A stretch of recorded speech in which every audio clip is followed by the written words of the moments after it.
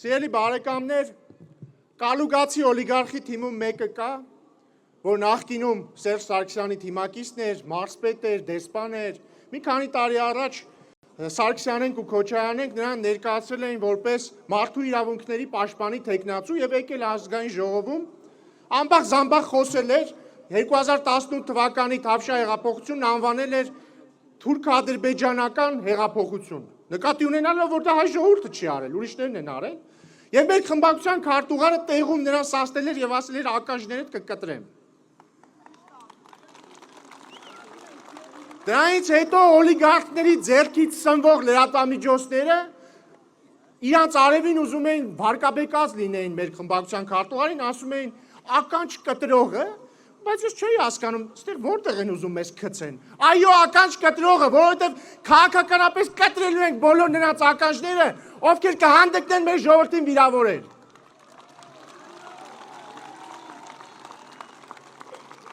Իդեպ,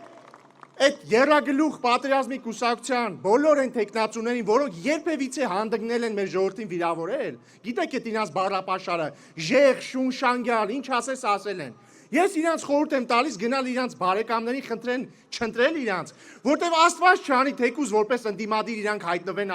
ազգային ժողովում, ականջ կընտրելը որն է, չոբանի շուն ենք սարքելու քաղաքականապես։ Եվ այժմ ելույթ կունենա մարդ, որը վստահ եմ, առաջին շարքերում է լինելու այդ շատ կարևոր գործողության։ Քաղաքացիական պայմանագիր խմբակցության քարտուղար Արթուր Հովհաննիսյան։ Ողջույն Արագածոտնի մարզի սիրելի ժողովուրդ,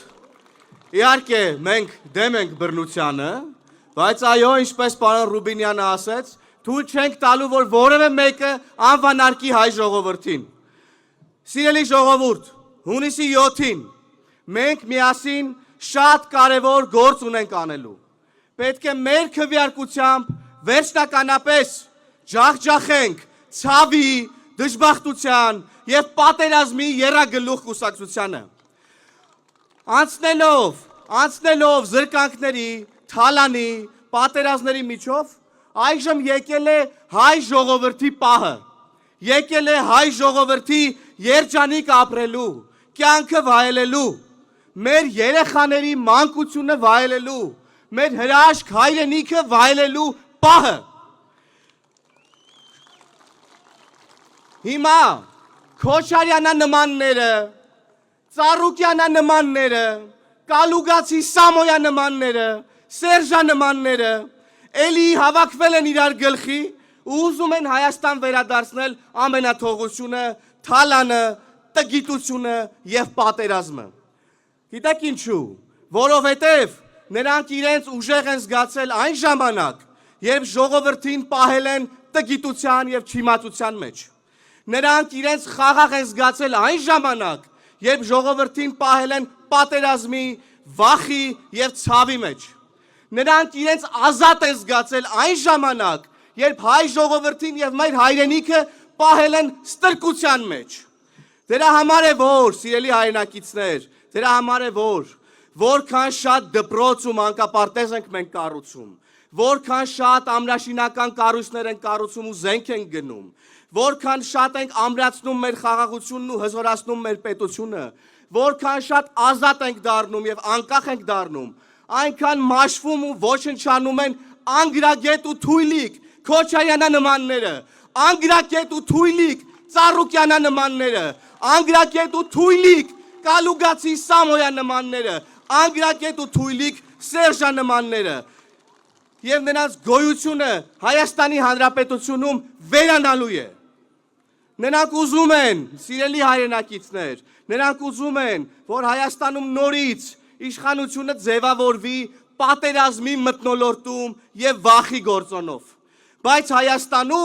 Հայաստանում իշխանությունն այլևս ձևավորվում է խաղաղության մթնոլորտում եւ երջանկության գործոնով։ Հայաստանում այլևս գերիշխում է երջանկությունը եւ կյանքը, սիրելի հայրենակիցներ։ Եվ չկա այլևս այն անորոշ հարցը, որ սավառնում էր մեր երկրում տասնամյակներ շարունակ, որ մենք իրար տեսնում էինք, անորոշ հայացքով նայում էինք իրար եւ ասում էինք, բա վերջը ինչ ա լինելու։ Չկա էլ այդ հարցը Հայաստանի Հանրապետության քաղաքացու մոտ, որովհետեւ վերջ չի լինելու, սիրելի հայրենակիցներ, վերջ չի լինելու է հարատև զարգացման, խաղաղության եւ երջանկության անկասելի ընթացք։ Եվ այս պատմական գործը մեր նախնիների, մեր սերունդների առջև պատվով կատարելու համար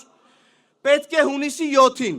գնալ ընտրատեղամասեր եւ ընտրել քաղաքացիական պայմանագիր կուսակցությանը, պետք է ընտրել ժողովրդի կուսակցությանը, պետք է ընտրել խաղաղության կուսակցությանը։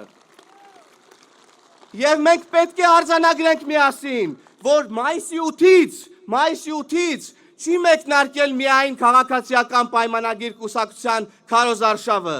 մեկնարկել է հայ ժողովրդի վերջնական եւ անկասելի հաղթարշավը, հայ ժողովրդի անկասելի հաղթարշավը։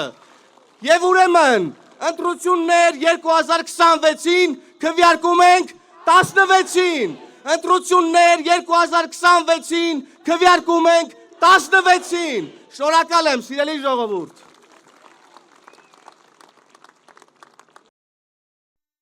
Հավանիր տեսանյութը եւ բաժանորդագրվիր նորությունները բաց չթողնելու համար։